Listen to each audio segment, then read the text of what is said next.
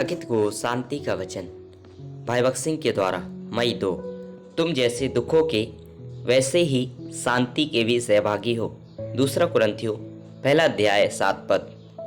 जैसे ही हम प्रभु यीशु मसीह के अनुग्रह और ज्ञान में बढ़ना आरंभ करते हैं और उसे अपने प्रभु और उद्धारकर्ता के रूप में सभी मनुष्यों के सामने साहसपूर्वक स्वीकार करते हैं, हम उन लोगों द्वारा तिरस्कृत और घृणा किए जाने के लिए बाध्य हैं जो परमेश्वर के वचन का पालन नहीं करना चाहते हैं। हमें दूसरा तीमुथियुस 3 अध्याय 12 पद में उनकी सभी रीतियों को स्मरण दिलाया गया है।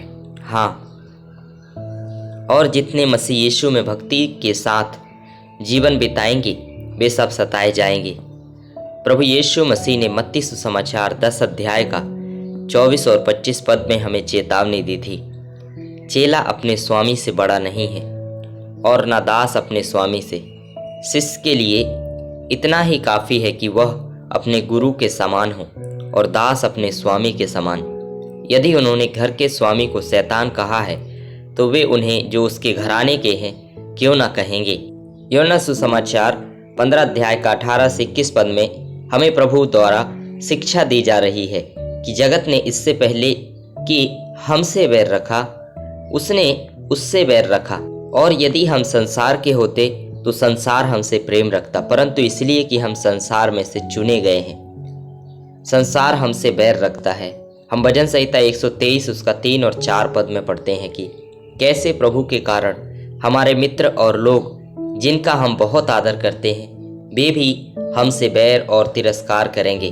भजन 123 उसका 2 पद में लिखे अनुसार प्रभु पर अपनी दृष्टि टिकाकर जैसे दासों की आंखें अपने स्वामी के हाथ की ओर और दासियों की आंखें अपनी स्वामिनी के हाथ की ओर लगी रहती हैं, वैसे ही हम इन सभी स्थितियों में भी पूरी तरह से विजयी हो सकते हैं। उसके नाम के लिए हमें अपने कष्टों और निंदा को एक सौभाग्य के रूप में जानना चाहिए, जैसा कि हम प्रेरितों के काम 5 अध्याय 41 पद में देखते हैं। और वे इस बात से आनंदित होकर महासभा के सामने से चले गए कि वे उसके नाम के कारण अपमान सहने के योग्य ठहरे।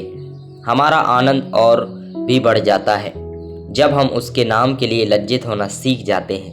भजन संहिता 124 का 1 से 3 पद में हम पढ़ते हैं कि किस प्रकार भजनकार पर सभी प्रकार के शत्रुओं ने आक्रमण किया। हमारे साथ भी ऐसा ही होता है।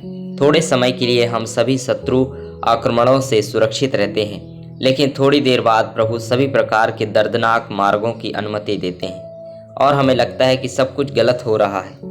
एक समय के लिए परमेश्वर हमें एक बहुत ही अंधेरी घाटी से होकर ले जाता है। जब हम स्वयं को ऐसी अंधेरी घाटियों से गुजरते हुए पाते हैं तो हम बहुत अकेला और त्यागा हुआ महसूस करते हैं। जैसा ही हम प्रभु पर भरोसा करते हैं वह हमें ऐसी सभी परीक्षाओं से विजयी बनाकर निकाल लाता है।